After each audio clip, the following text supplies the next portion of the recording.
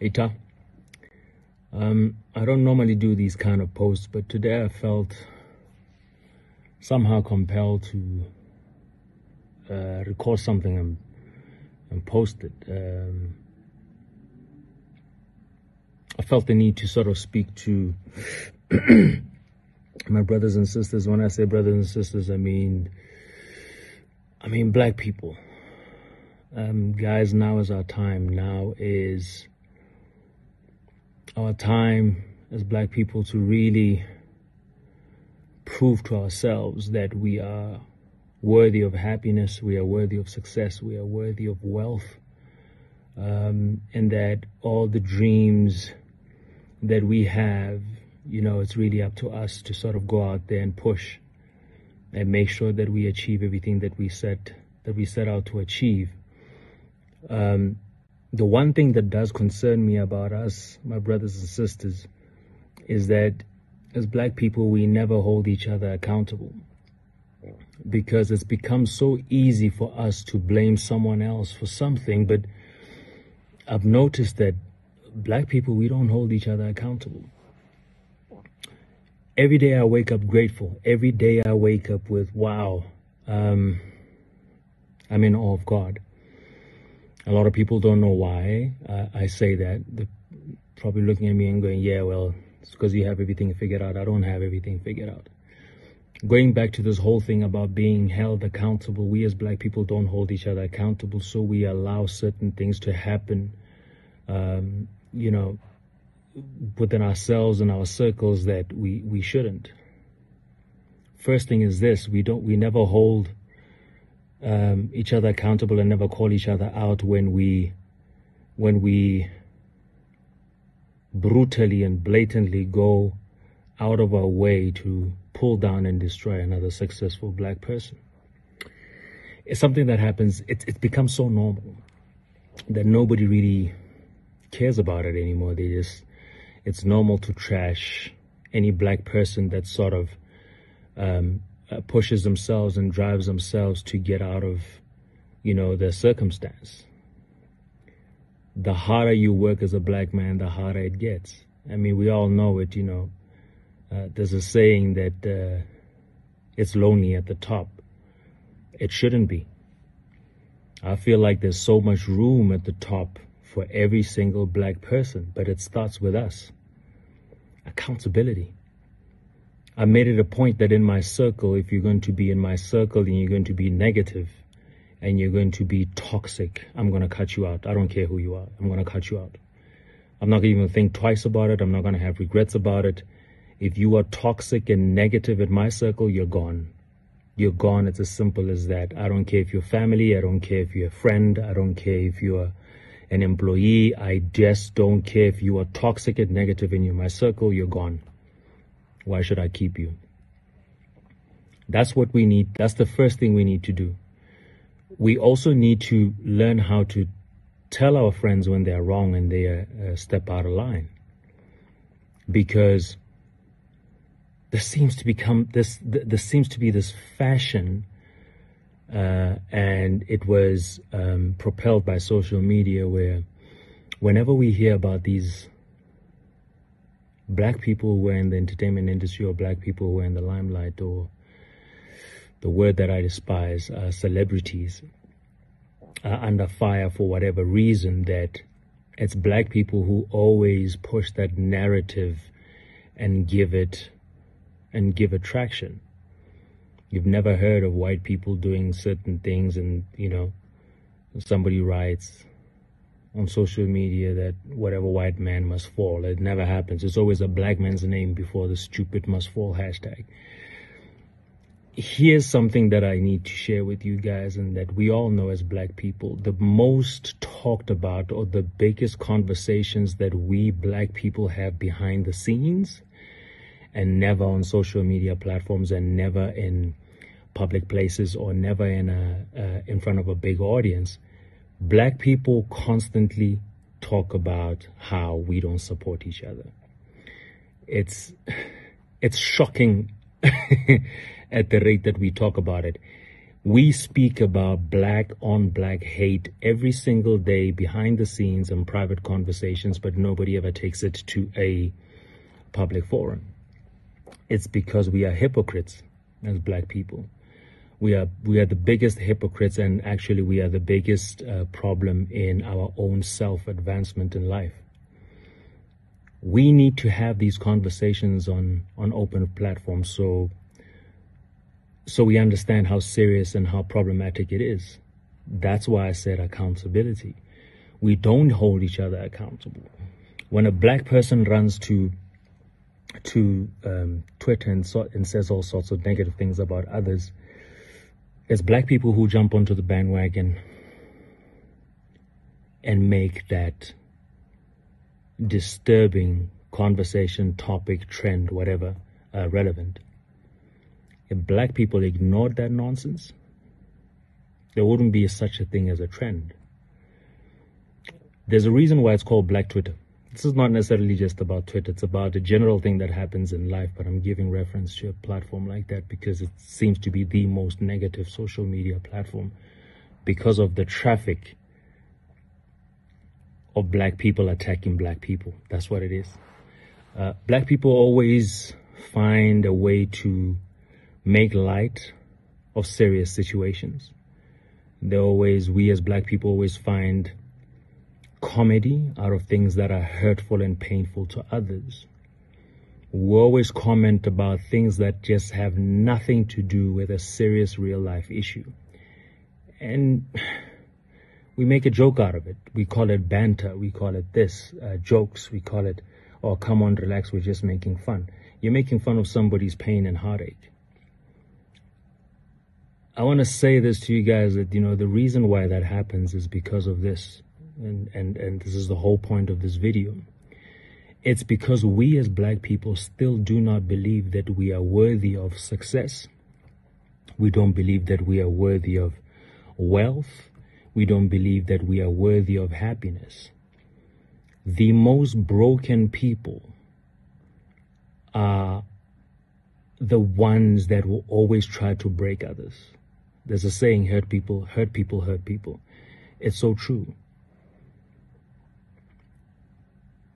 When you get bullies, whether social media or real life, bullies and people who tear other people down, people who are constantly talking about other people, they do this because they are going through the most. They are really miserable, hurt people. They are suffering.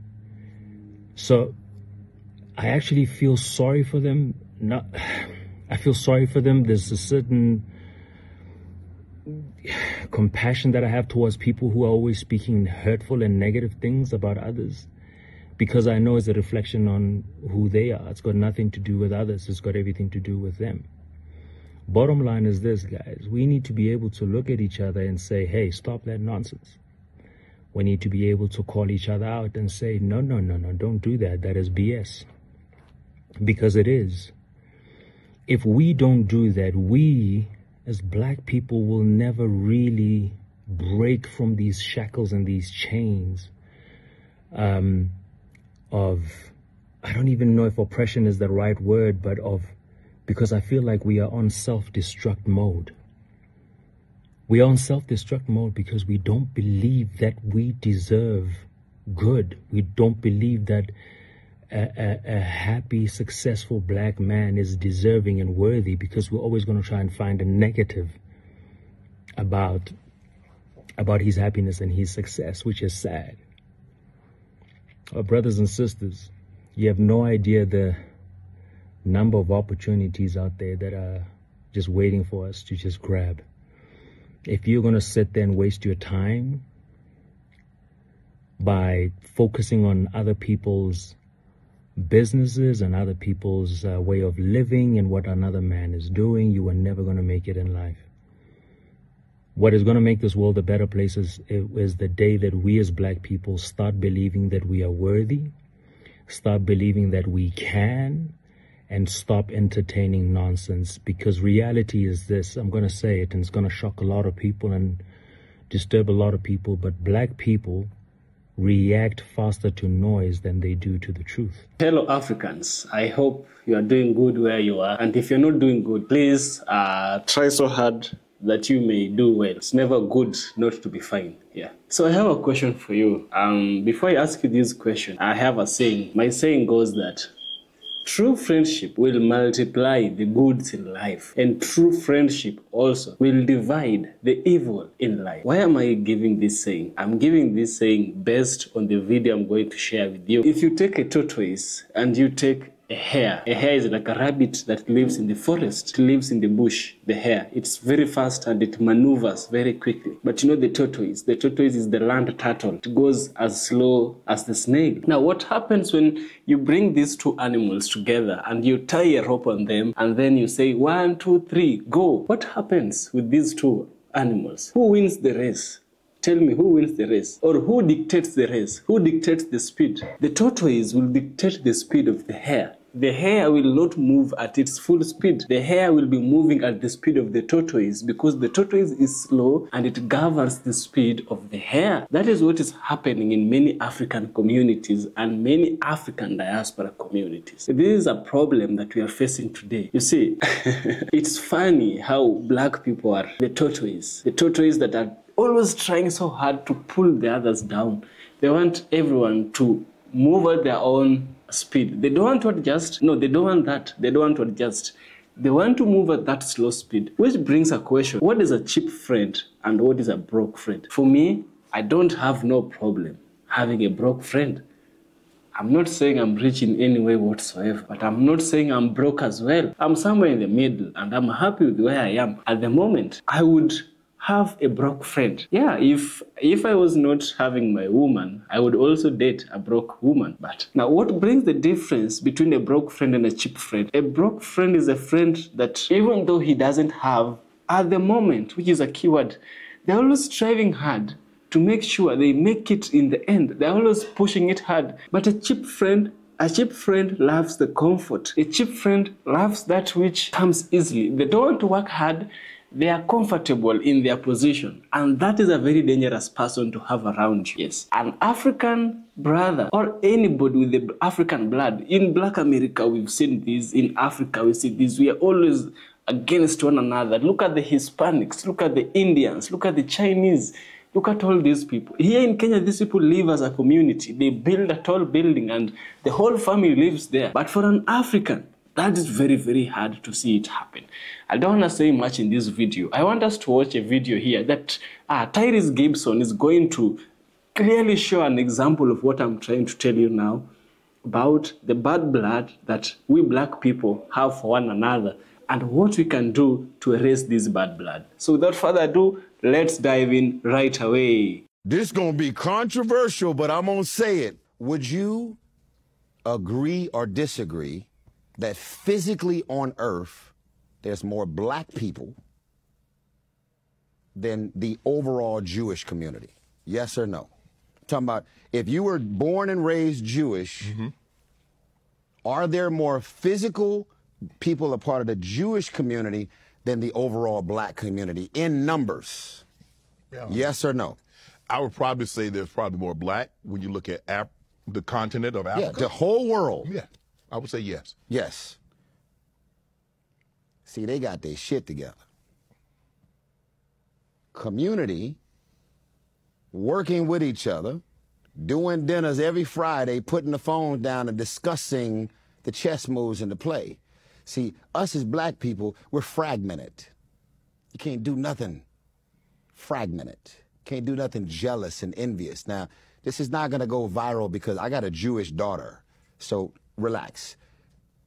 Latinos, the Latin community, they don't move as a fragmented race and culture.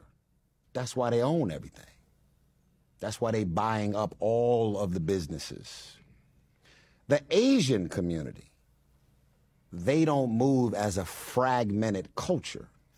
That's why they buying up everything. Now, white people got that same blueprint. And yet, this is what's scary, boys and girls. We are the most powerful, influential race period. Not by net worth, not by politics, culture. You know how many things has been done to us to beat the shit out of this smile, and I'm still smiling.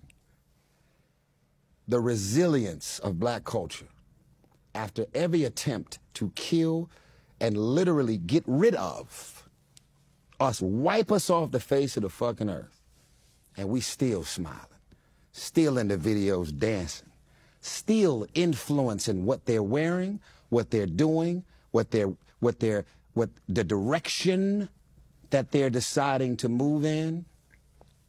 We're not watching them the way they watching us, but they got their shit together, so they always gonna win. Why we mad though? Don't keep talking about the Jewish community. Be inspired by what happens when they link up. What you mad at? Get some. Have you ever won a Super Bowl by yourself, Shannon? No. Have you ever won a game by yourself? No. No? All black people on the same NFL team, right? I mean, right? Sometimes I felt like I'm playing by myself. Yeah, I understand. I just can't. But it was still about 17 of y'all niggas on that line, though. Even though you was the star. It takes a team. Like the world you come from, which is interesting, similar to my world, but very different. You have white ownership. They're standing on a united front. Now, keep in mind, before y'all get all worked, I don't have a racist bone in my body. I'm trying to tell y'all some uncomfortable truths. And these truths might be uncomfortable because you're like, who the man? I'm talking to you, goofy-ass, fragmented-ass person. Okay? The NFL own all the teams. The NFL own the NBA. But we, as black culture, are running up and down that basketball court, and once we get our shit together, we win championships. We get the rings. We get to come home with the gold from the Olympics. We didn't pay for our salaries. We don't own the planes that the teams are being transported on. We don't own the arenas or the stadiums. But if we, as black culture, which take up the majority of black sports, if we were fragmented, we wouldn't win shit. So we come together and we get on the same, we huddle, we talk, we practice, Shannon. Yeah. We create the algorithm and we kill everything in its path for those teams that win the championship, that win the Super Bowl. There's a lot of white people on these teams as well. But we take up the majority. And yet we are the minority. We are the majority. Yeah. But we're the minority. So how, I'm asking you, all the agents, all the managers, all the lawyers in Hollywood, all the heads of all of the studios, don't keep attacking Jewish people because they got their shit together, man. Don't, all the press, the media, the news outlets and all that everybody's got this big problem with. They own it, they run it, they operate it, they control it, whatever that might be. What's the problem? You mad at a community of people that got their shit together? You had your shit together on the football field. That's why y'all won. Mm-hmm. The days y'all didn't have y'all shit together, you lost. You never won one single game by your team. You might have ran the most yards. You might have gotten the most touchdowns. You might have took over all the highlight reels. Mm-hmm. But you were still on that football team with your whole squad. Would you agree? I'd agree. Okay, so guess what? Go out there and try and fly solo all you want. You ain't gonna get shit. So why get mad at them for having their shit together?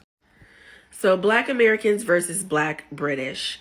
I was not even going to get involved in this conversation, but somebody tagged me in a couple of videos, and so here I am. So I did not see the original video from the Afro-American woman, but I did see the video of the Black British woman who went the F off. And this is what I have to say about both videos. I think that this level of foolish division is really what has kept us globally conquered for centuries across the board, and I'm not here for any of it. As an Afro-American woman who has traveled, I currently live in Europe. I have the absolute pleasure to meet so many beautiful women from all over the African diaspora, including Black British women and continental African women from all over the continent of Africa. So for me, I just cannot participate in this level of foolery. I think it's ignorant on both sides. And here is what I really see that's quite ignorant. I'll start with our side first. On the Afro-American side, I see that because we don't travel, a lot of us do feel that we own Blackness and that everyone in the African diaspora is supposed to feel like us and think like us about certain issues. And that is just not the case. Afro-American people, we do not own Blackness. I've said this before.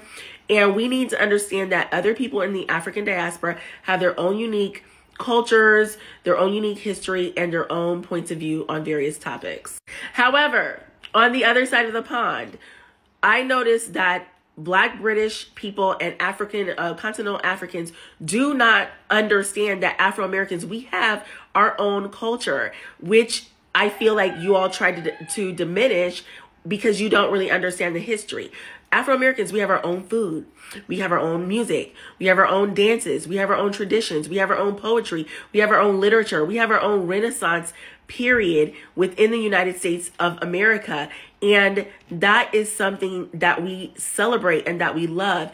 And so for you to diminish that by saying we don't have a culture because you don't know it or you just haven't picked up a history book or gone on YouTube to see about our history is also very, very wrong. I think especially for the women, it is time for us to put our egos aside, step into our feminine, and create bridges. Start asking deeper questions to spark conversations so that we can learn about each other rather than keeping up this foolery to tear each other down in front of the others, mind you, on this here internet. So what do I think about it? I think it's ignorant. I think it's dumb. I think it needs to be stopped. And I think that we need to learn about each other because it's clear that on both sides of the Atlantic Ocean, ignorance is going on about one another. And with what's coming on this planet, we don't need that.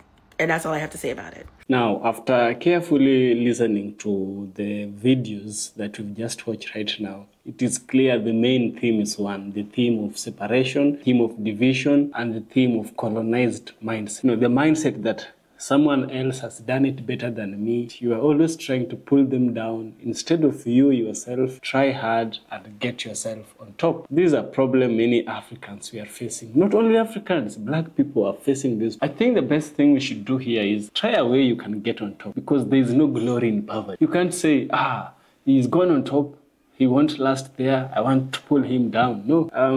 Speaking of the truth, my sincere truth, I myself, I've personally experienced this with people very close, and these people are always your family.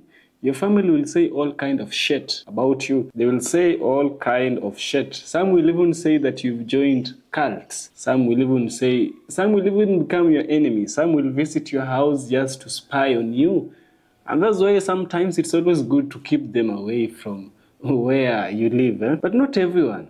Not everyone. Black people are people that have been hurt. Black people have suffered colonialism. Black people have suffered slavery. Black people are still continuing to suffer of these things. Hurt people, just like the gentleman said. But it's high time people heal from those past traumas. It's high time that we come back, collect our mindset, and we ask ourselves one question. Where are we heading with this kind of mindset? From this video, I was able to gather a number of research that I'm willing to share with you right now. The African diaspora is rich in diversity. It encompasses a wide range of cultures, tradition, and experiences. No any single African group or community owns Blackness. Blackness is multilateral. It's not unilateral. Everyone owns black. Anybody who has a black skin owns that black skin. The sister just said the difference between the Afro-Americans and the Afro-Britons is that the Afro-Americans want the Afro-Britons to copy them. They want the Afro-Britons to follow up with the cultures of the other side of the Atlantic, which is the African-American. But that's not the way. They have their own blackness, they have their own culture. You know, there is beauty in diversity. And that is one thing I tend to believe. Now, despite these differences, it is crucial for black people to move and work together as one community. Unity can amplify voices. Unity can strengthen resilience and foster a sense of belonging. That is one thing Africans should understand. Now, what's the importance of the unity these three individuals have spoken about? The first importance of having black unity is that it will amplify voices. When black people unite, their collective voice becomes stronger. This unity can lead to more significant social and political influence, enabling the community to advocate more effectively for their rights and interests. The second one is unity will strengthen resilience. Working together as black people will foster a sense of solidarity and mutual support. This collective strength can help individuals and communities overcome challenges and adversities more effectively. Remember, by the beginning of the video, I told you a friend is one whom multiplies the goods in life and divides the evils in life. So this is the third reason black people should have unity, which is fostering belonging. Unity creates a sense of belonging and identity. It helps black people or black individuals feel connected to a larger community, which is the black community, which can be in particular empowering for those who may feel marginalized or isolated. What are some of the benefits of working together? We have economic empowerment by pooling resources and supporting black-owned businesses. The community can create economic opportunities and reduce financial disparities. The idea like the one which Akon had. Akon wanted to a Wakanda in Senegal. Even though his ideas he was a bit off with his ideas, we like how the framework he had, that bringing Africans together, collecting resources, building a real Wakanda. That one I liked for him. What I didn't like is the lying part and the squandering of people's money. That one is a part I didn't really like as a black person as well. So cultural preservation. Unity allows for the preservation and celebration of diverse cultural traditions. It ensures that black people's traditions are passed down to future generations, maintaining a rich cultural heritage. The third one will be a social support. A united black community can provide a robust support network, offering assistance and encouragement to those in need. This support can be crucial in times of crisis and hardship. This division, everything. I normally say everything has a reason. Yeah, everything has a reason for happening. Everything that you see happening does not happen out of chance. It was caused. There's actually a theory called the theory of causality. There's also a theory of cause and effect. Once you understand these theories, you come to understand things don't happen by chance. Things happen for a reason. Now, what is the reason for this black division, and why do we have it? The division within the black community within the black community has deep historical roots. During the transatlantic slave trade, Africans were forcibly taken from their homelands and dispersed across the Americas, the Caribbean, and Europe. This displacement led to the fragmentation of families, tribes, and cultures. Colonial powers, which were the British, the Spanish, the Portuguese, and many others, further exacerbated these divisions by implementing policies that pitted different ethnic groups against each other. In the Americas, the practice of divide and conquer was used to prevent enslaved Africans from uniting and rebelling. This strategy created lasting division based on ethnicity, language, and social status.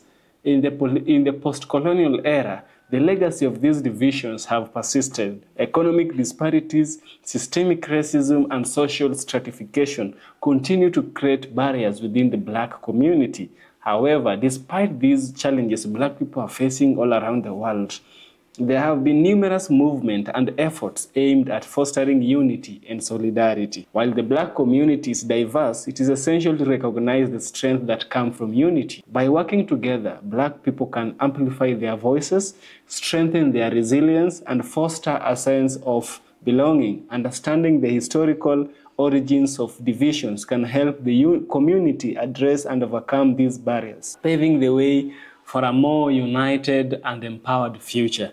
Embracing unity in diversity is not only beneficial but necessary for the collective progress and well-being of the Black community. I know and I understand it's not an easy task that will take 24 hours to accomplish. It might take decades, it might take years, but the goal is we are not chasing perfection. We are chasing perfecta, you know? Always refining yourself day by day, refining yourself day by day until you meet the goal of perfection. Yeah, that's all for today, guys. This is EFK Original Documentaries. If you like my content, kindly subscribe. I will so much appreciate for your efforts to subscribe to the channel. Give me a super thanks. I appreciate that one as well. Subscribe, super thanks. Become a member on this channel. I tell you, you shall not regret. Thanks for watching this video. I'll see you in the next one where we shall discuss more issues affecting Black people and Black communities. See you in the next one.